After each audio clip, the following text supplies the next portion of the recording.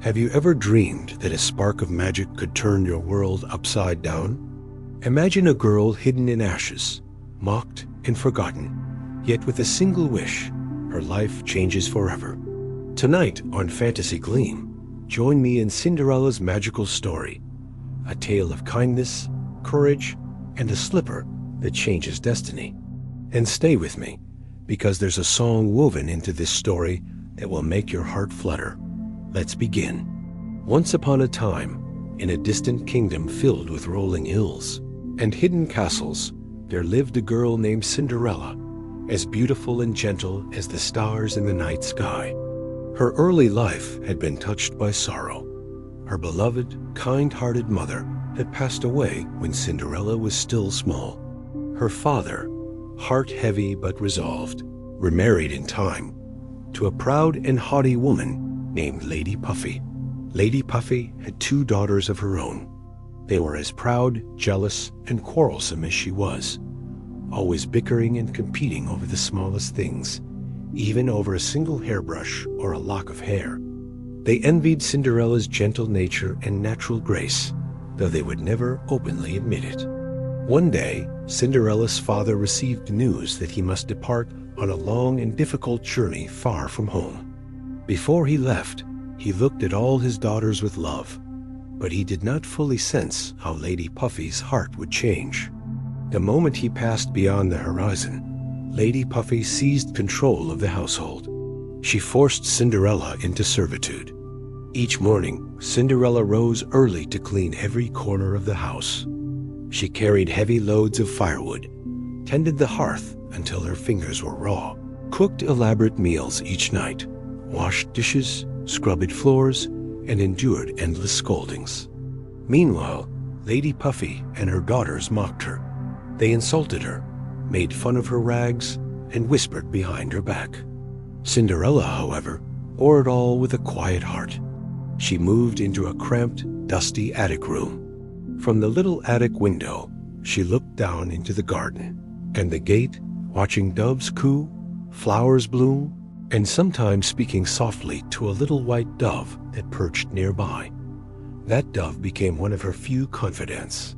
One morning, Cinderella crept downstairs as quietly as possible, stole a few slices of cheese from the cupboard, and tiptoed back upstairs, hoping no one would notice.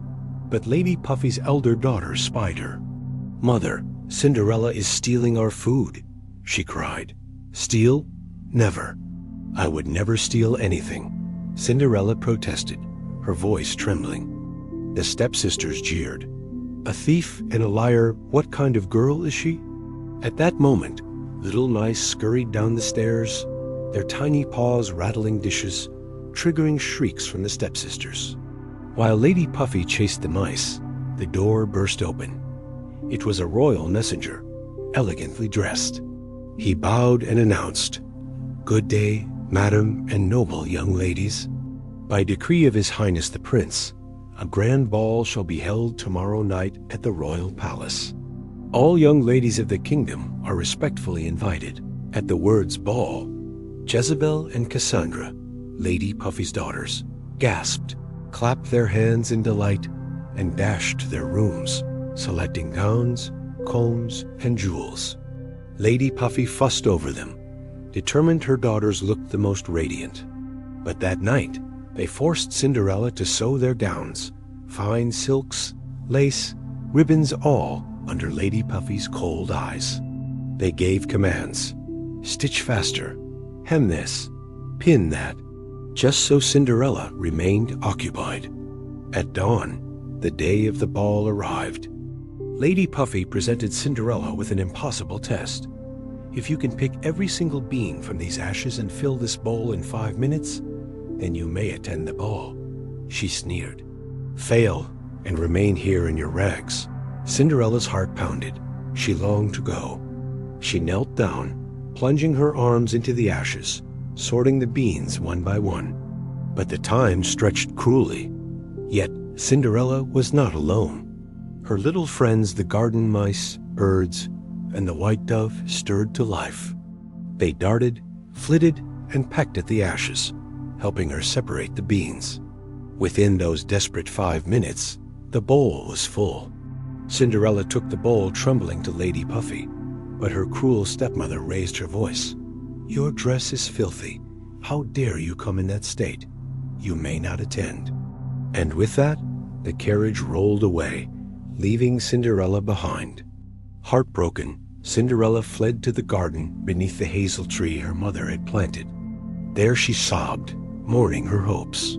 Suddenly, the branches rustled, and a shimmering glow appeared beneath the tree.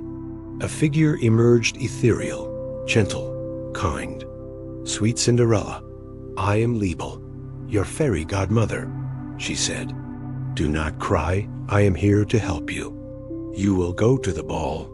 Cinderella gasped. "But how can I attend looking like this?" "Leave that to me," said Liebel. She asked Cinderella for a pumpkin.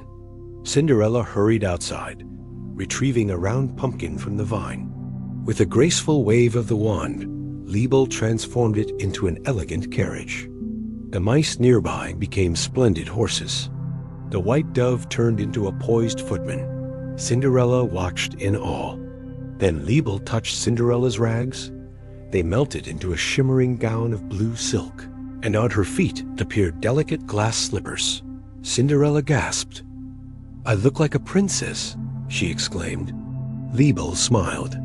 "Now go, but remember, you must return home by midnight.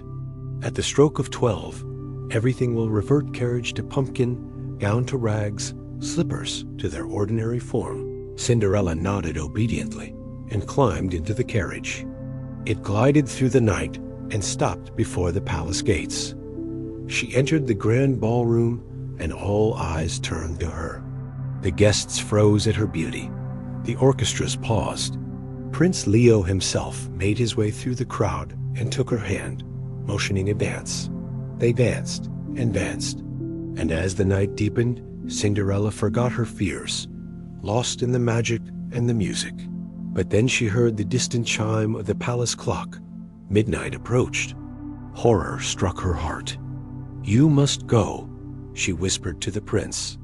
He called out, "Wait, who are you?" But she fled. In her haste, she slipped one glass slipper from her foot.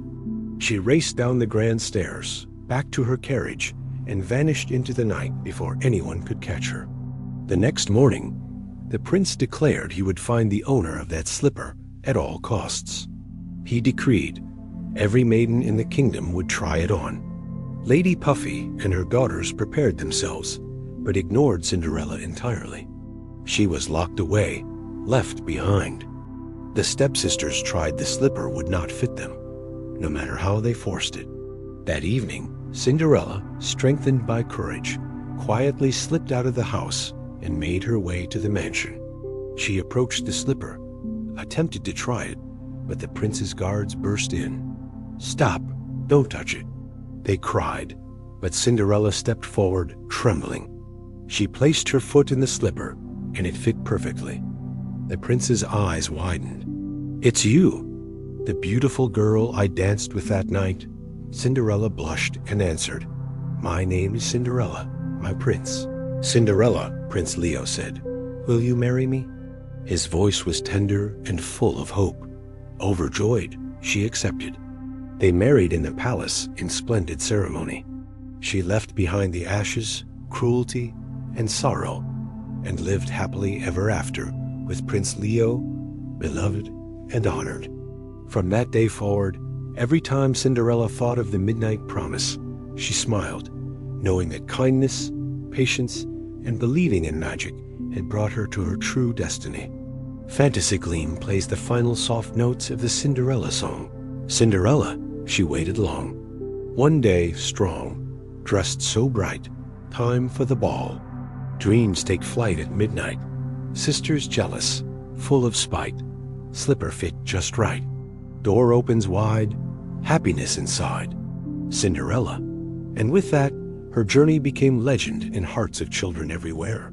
Thank you for joining me tonight on FantasyGleam for Cinderella's magical story and song. I hope Cinderella's journey from ashes to palace reminds you that kindness, hope, and courage can transform any life. If this story touched your heart, Please like, share, and subscribe to help more children hear magical tales. Leave a comment. Which part of Cinderella's night was your favorite? The dance? The transformation? The slipper moment? Until next time, may your dreams sparkle like fairy dust.